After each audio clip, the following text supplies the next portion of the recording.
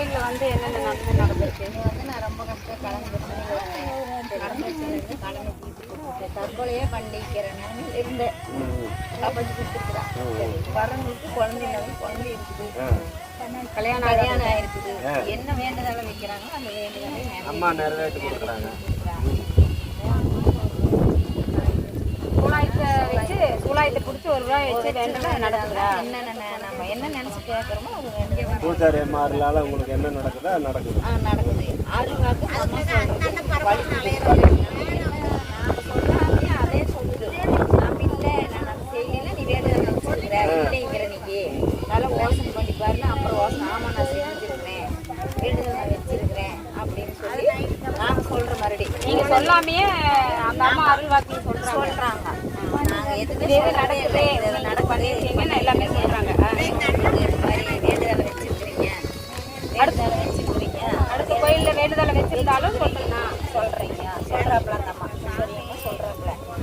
நாம் இல்லைன்னு சொன்னாலும் அதை ஏற்றுக்கிறேன். எனக்கு கண்ணு காட்டுது, கண்ணு காட்சி கத்தாடுறா நீ இல்லைங்கிறீங்க அப்படின்னா அப்புறம் யோசனை பண்ணிங்கன்னா நீங்கள் இதை போய் செய்யுங்க, இந்த இடத்துக்கு குலதெய்வத்துக்கு சரி இது செஞ்சால் சரியாகுமா அப்படின்னு கேட்டால் பூவாக்கு போட்டு கேட்குறாங்க. இல்லை இது செய்யல, இது சரி வரல, இது பண்ணுங்கன்னா அது ஓகே ஆகுது. அந்த போய் செஞ்சுட்டு நல்லா நல்லதாக நடக்கும். இந்த கோயிலில் எல்லாமே நல்லதாக நடக்கும். டீச்சர் நான் வாங்கினது எனக்கு அருள் வாக்கு வந்தது காரணம் என்னென்னா, எனக்குனால நான் இந்த இடத்துல வந்து உட்காந்தேன்னா நான் வளநாடு நாகம்மா கோயிலுக்கு ஒரு வளர்ப்பு பிள்ளையாக இருக்கேன்.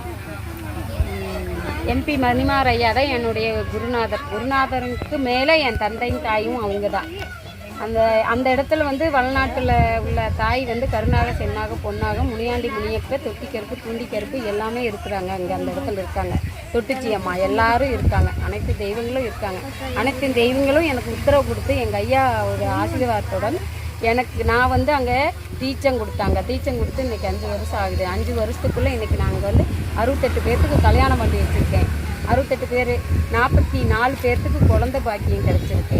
அதே போல் இங்கே சண்டையோடு வந்தாலும் அவங்களை ஒற்றுமையாக இந்த கருணாக காளி சேர்த்து வச்சுருக்கா. எனக்கு அந்த நான் சொல்கிற வாக்கு பழிக்கிறதுக்கு எனக்கு இருந்தது காரணம் யாருன்னா எங்கள் குருநாதர் தான், மணிமார் ஐயா. வளநாட்டில் உள்ள மணிமார் ஐயா தான் எனக்கு இந்த வாக்கு எனக்கு கொடுத்தாரு. அதை வச்சு நான் இன்னைக்கு 10 பேர்த்துக்கு நான் நல்லதை சொல்லி இந்த இடத்துல நான் மகிழ்ச்சியாக இருக்கேன். ஆகஸ்ட் மாதம் 16ஆம் தேதி 8வது மாதம் 16/8/2026 ஞாயிற்றுக்கிழமை வருது.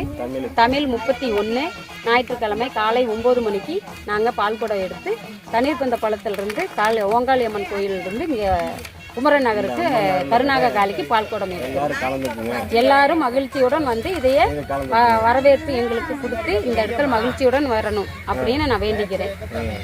என்னுடைய ஆத்தாவுடைய அருளில் எல்லாத்துக்கும் மகிழ்ச்சியாக குழந்தை பாக்கியம் கல்யாணம் எல்லாமே நான் நன்றாக இது நடத்தி கொடுக்குறா தாய். எல்லாம் வழிமுறை எல்லாமே கரெக்டாக நடக்குதுங்க.